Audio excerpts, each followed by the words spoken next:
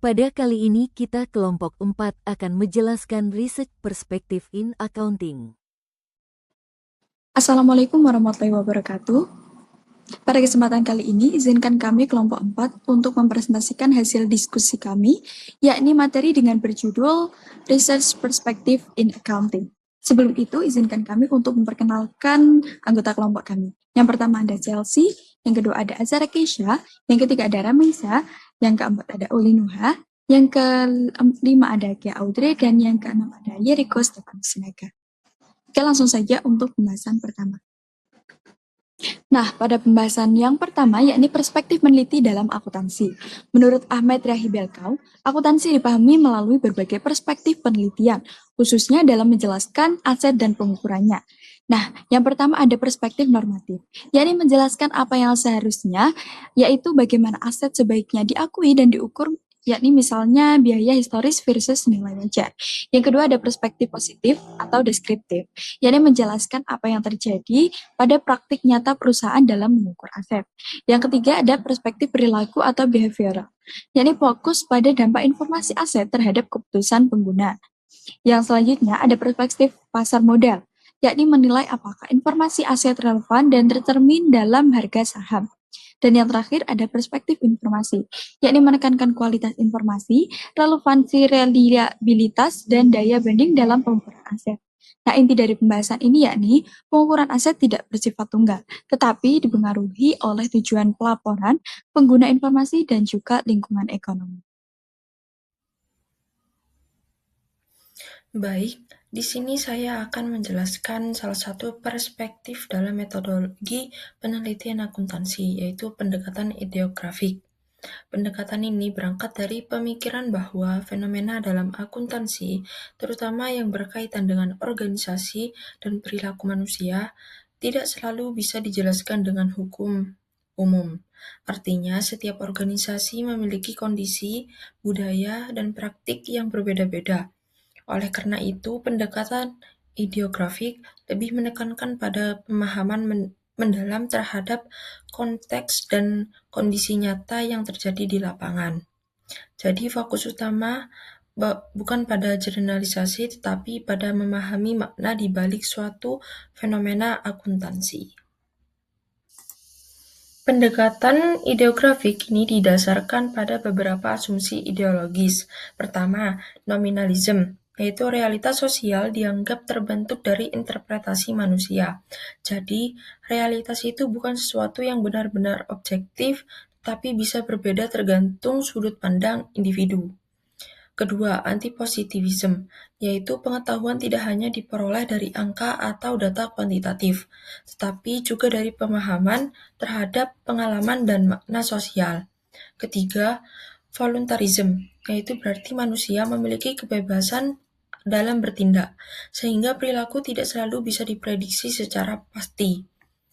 Dari ketiga asumsi ini bisa disimpulkan bahwa pendekatan ideografik melihat akuntansi sebagai fenomena sosial yang kompleks dan kontekstual.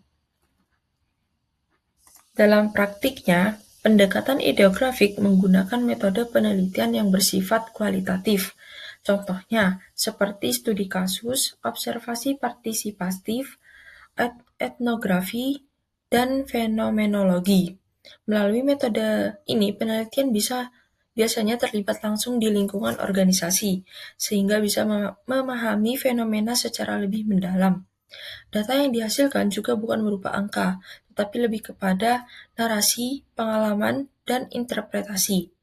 Tujuannya adalah untuk mendapatkan gambaran yang utuh mengenai bagaimana praktik akuntansi terjadi dalam kehidupan nyata. Pendekatan ideografik memiliki peran penting dalam penelitian akuntansi. Pendekatan ini membantu kita untuk, pertama, memahami praktik akuntansi dalam kondisi nyata. Kedua, menjelaskan fenomena yang tidak bisa dijelaskan oleh teori umum. Ketiga, serta menggali makna sosial di balik angka-angka akuntansi.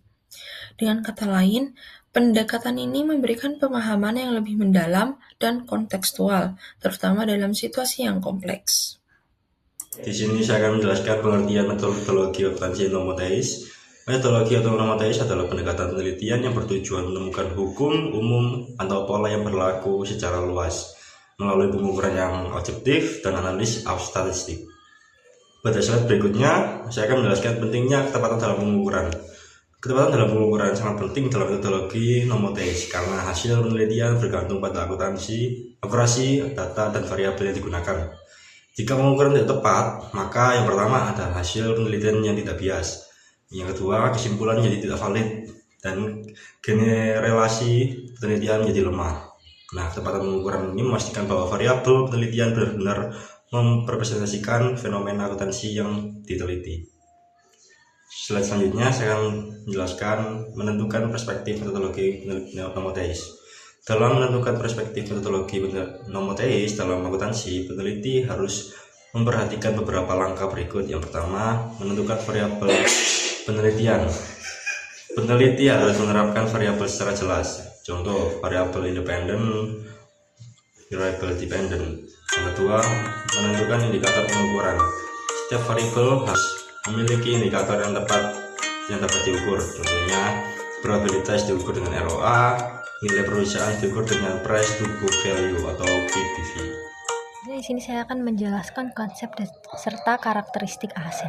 Nah, aset dalam akuntansi ini bukan hanya barang milik perusahaan, tetapi harus memberikan manfaat ekonomi di masa depan. Nah, selain itu, perusahaan itu harus memiliki kendali atas aset tersebut, dan aset harus berasal dari transaksi yang sudah terjadi. Ketiga karakteristik ini menjadi dasar utama dalam menentukan apakah suatu item itu dapat diakui sebagai aset atau tidak. Dan selanjutnya, pengukuran, pengakuan, dan juga isu.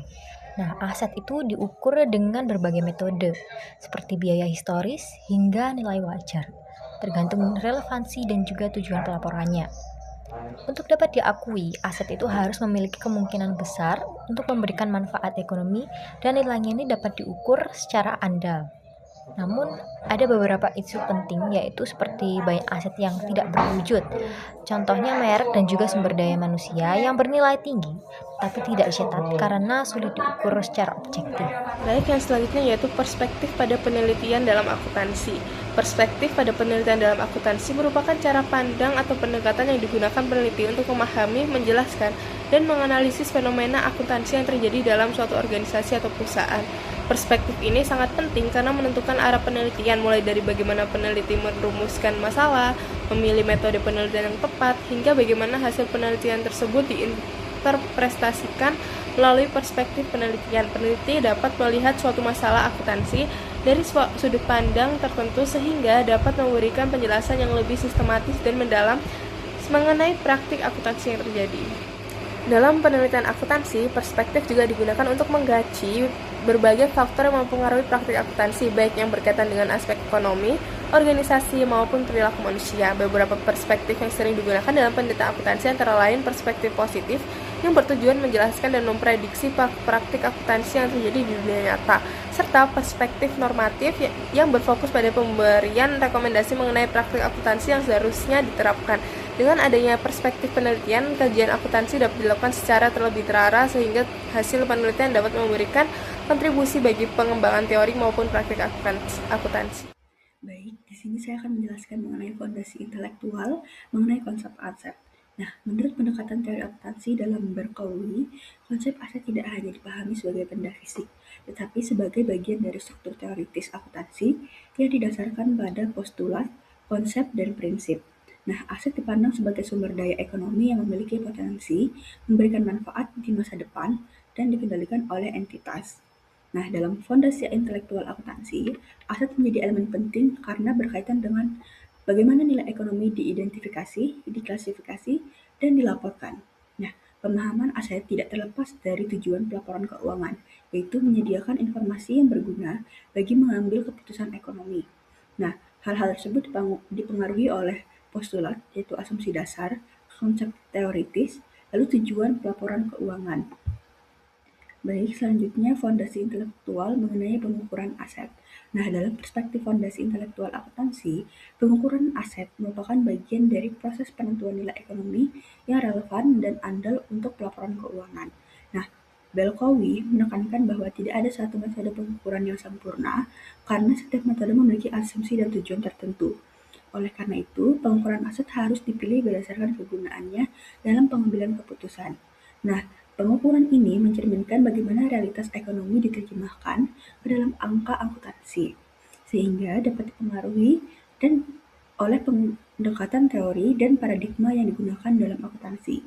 Nah, dasar pengukuran aset dalam teori akuntansi yaitu yang pertama ada historical cost, yaitu pengukuran berdasarkan harga perolehan.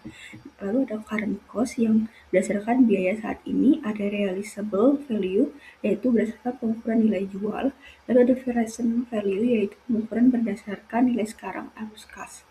Lalu juga pengukuran dipilih berdasarkan relevansi dan juga keandalannya.